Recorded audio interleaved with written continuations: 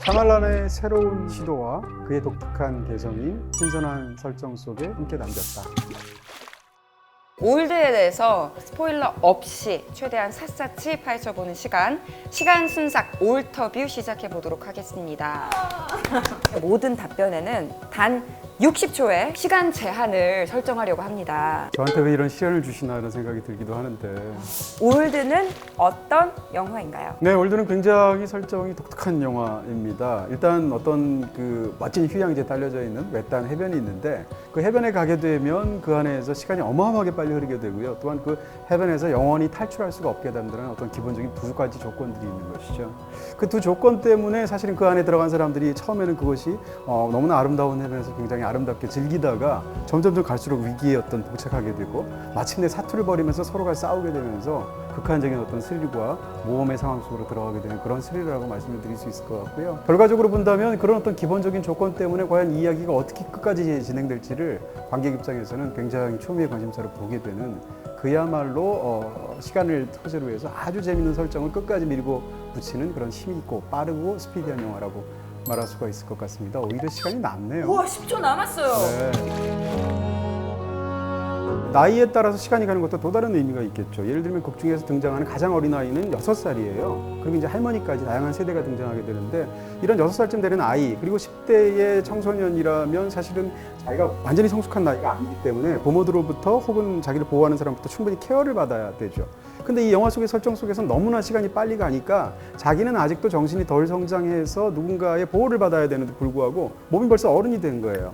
그런 상황에서 자기는 그 정신과 육체 사이에서의 어떤 뭐라고 그럴까요? 괴리 때문에 커다란 어려움을 얻게 되고, 또 몸이 성장하다 보니까 자연스럽게 사랑에 대해서도 감각 같은 것이 육체적으로 깨닫게 되면서 이상한 일들이 자꾸 벌어지죠.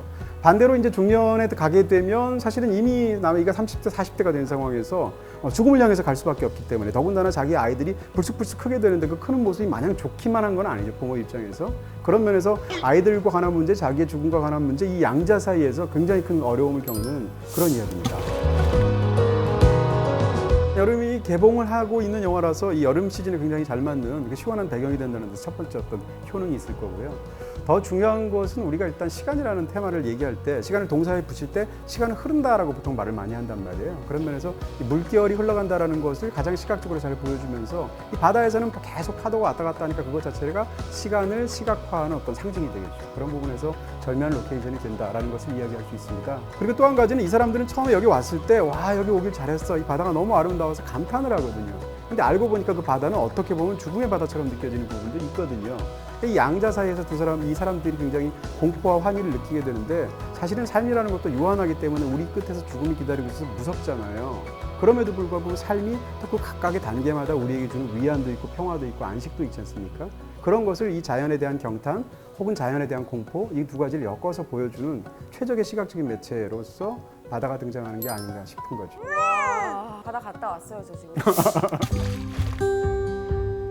이 영화의 이제 결국은 핵심은 두 가지 얘기를 하고 있는 거예요. 이 영화 속에서 시간이 아주 빨리 간다라는 설정 속에서 그렇게 하루 만에 모든 시간이 다 가버리고 나면 인생에서 벌어지는 수많은 사건들이 하루 안에 펼쳐진다면 얼마나 공포스럽겠어요. 근데 뒤집어서 얘기를 하면 하루 안에 축약하기 때문에 인생의 문제가 더 오히려 뚜렷하고 간명하게 보인단 말이에요. 그러니까 인간에 대한 태도나 철학이 바뀔 수밖에 없어요, 인생에 대해서. 그런 어떤 삶에 대한 깨달음이 뒷부분에 굉장히 뭉클하게 담겨 있어요. 여태까지 말씀드린 건 한마디도 제가 하지 않았던 어떤 테마가 마지막 한 15분 정도 펼쳐지게 되는데, 그거는 사실 이 영화랑 완전히 다른 얘기거든요.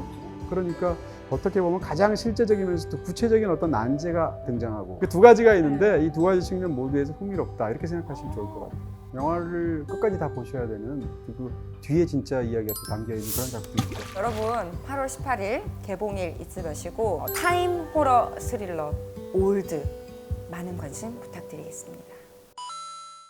1분 1초예요. 틀린 거예요, 그럼? 어머, 이거 미션 실패한 네. 거예요? 불충분한 답변으로 만족하지 못해서 지금 네, 제가 스스로가 너무 미워요.